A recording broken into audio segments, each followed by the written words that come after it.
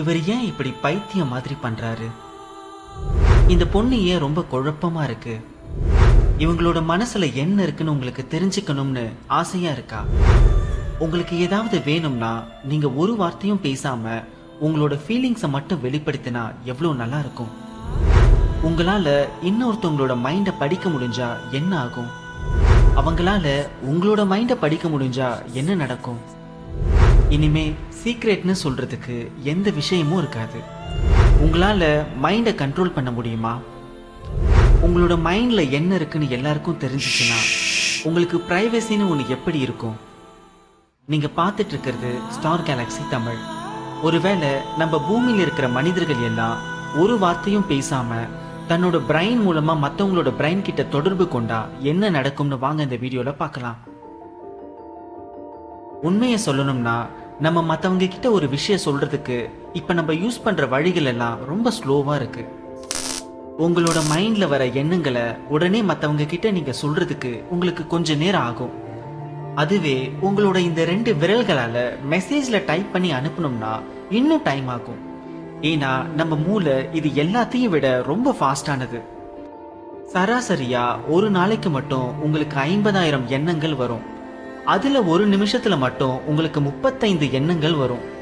இது எல்லாத்தையும் உங்களால டைப் பண்ணி வேர்ட்ஸா மாத்த முடியாது. நம்மளோட எண்ணங்களை எல்லாம் நேரடியாக இன்னொரு மூளைக்கு அனுப்ப முடிஞ்சா எவ்வளவு வேகமா நம்மளால தகவல்களை எல்லாம் எக்ஸ்சேஞ்ச் பண்ண முடியும்னு கற்பனை பண்ணி பாருங்க.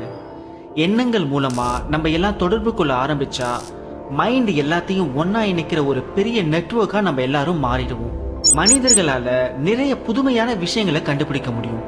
நிறைய பேரு அவங்களோட ஐடியாஸ் எல்லாம் ஷேர் பண்றதால நம்மளால எந்த விஷயத்தையும் தப்பு இல்லாம ரொம்ப ஃபாஸ்டா செய்ய முடியும். இதனால நம்மளால கற்பனை கூட பண்ண முடியாத அளவுக்கு நம்மளோட டெக்னாலஜி டெவலப் ஆகிடும். நம்மளோட நாலேஜை எண்ணங்கள் வழியா ஷேர் பண்றதால இது நம்ம எல்லாரையும் ரொம்ப டிசிப்ளினா ஒன்னா இணைஞ்சு செயல்பட வைக்கும்.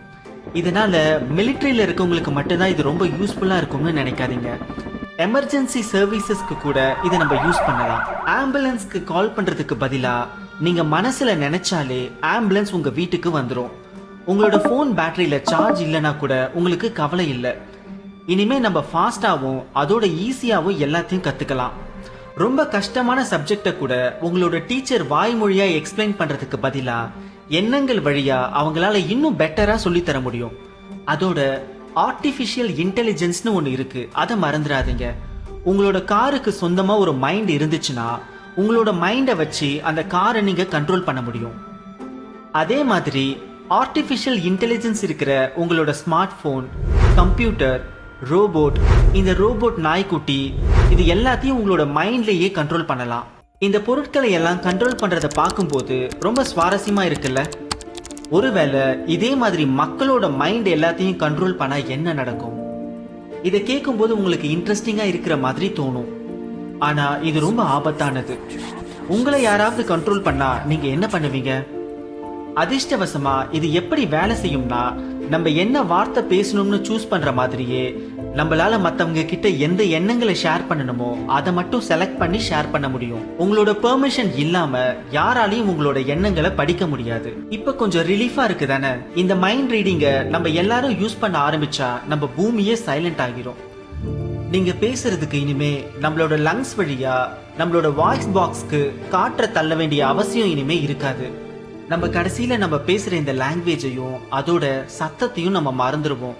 ஆனா இந்த லாங்குவேஜ் இல்லைன்னா கூட உங்களோட ஃபீலிங்ஸை எக்ஸ்பிரஸ் பண்ண முடியும். இந்த நியூரான்ஸை பத்தி நமக்கு அதிகமா தெரியாது. நம்ம ஏன் தூங்குறோம், எப்படி நம்மளோட உணர்வுகள் எல்லாம் வேலை செய்யுதுன்னு நம்ம இன்னும் முழுசா புரிஞ்சுக்கல. ஆனா நம்மளோட மூளையை எப்படி படிக்கணும்னு நமக்கு தெரியும். நீங்க இதை பத்தி கேள்விப்பட்டிருக்கீங்க தானே? நம்ம மூளை நரம்பணுக்கள்னு சொல்ற இந்த நியூரான்ஸ் எல்லாம் எலக்ட்ரிக்கல் ஃபீல்டோட தூண்டுதலால அதுக்கு கிடைக்கிற இன்ஃபர்மேஷன் எல்லாத்தையும் ஒழுங்குபடுத்தி நம்ம உடலோட பல பகுதிக்கு எலக்ட்ரிக்கல் மற்றும் கெமிக்கல் சிக்னல் வழியா கொண்டு சேர்க்கும். நம்மளோட அந்த சிக்னல்ஸ் எல்லாத்தையும் EEGன்னு சொல்ற இந்த எலக்ட்ரோ என்செஃபலோகிராஃபி மெத்தட் மூலமா படிக்க முடியும். அதுக்கும் மேல இப்ப நம்மளால ஒரு பிரைன்ல இருந்து இன்னொரு பிரைனுக்கு தகவலையும் அனுப்ப முடியும். அதுக்கு நம்ம கிட்ட ஒரு மெத்தடும் இருக்கு. அதோட பேரு TMS, அதாவது டிரான்ஸ்கிரானியல் மேக்னெட்டிக் ஸ்டிமுலேஷன். இது உங்ககிட்ட இருந்து எலக்ட்ரிக்கல் கரண்ட்டை இன்னொருத்தவங்களோட மூளைக்கு அனுப்பும். இப்போ உங்களோட பிரெயின்ல ஆக்டிவா இருக்கிற அதே பகுதி நீங்க எலக்ட்ரிக்கல் கரண்ட் அனுப்பின இன்னொருத்தரோட பிரெயின்லயும் அது ஆக்டிவா இருக்கும். இது நீங்க சயின்ஸ் ஃபிக்ஷன் மூவிஸ்ல பாக்குற டெலிபதி மாதிரி எல்லாம் இருக்காது. சரி, இப்ப நம்மளோட நிஜ வாழ்க்கையில நம்ம எல்லாரும் எண்ணங்கள் மூலமா பேசினா எப்படி இருக்கும்? இப்ப நம்ம யாரும் அதிகமா பேசுறது இல்ல. இப்ப நம்ம எல்லார்கிட்டயும் பேசுறதுக்கு இந்த போன், கம்ப்யூட்டர் மாதிரி இருக்கிற டிவைஸ் தான் நம்ம யூஸ் பண்றோம். கடைசியில நம்ம எல்லாரும் ரொம்ப ஃபாஸ்டான ஒரு டெக்னாலஜிக்கு மாறிடுவோம். இந்த டெக்னாலஜி மூலமா நீங்க மனசுல நினைக்கிற உங்களோட எண்ணங்களை எல்லாம் இமெயில் அனுப்புற மாதிரி கூட நீங்க அனுப்பலாம். இந்த மொபைல் போனை வாங்குறதுக்கு பதிலா இனிமே மக்கள் எல்லாரும் இந்த எலக்ட்ரோ என்செஃபலோகிராம் மிஷினை தான் வாங்குவாங்க. சரி, உங்களோட மொபைல் போனை எல்லாம் தூக்கி போட்டுட்டு இந்த மிஷினை வாங்குறதுக்கு நீங்க ரெடியா?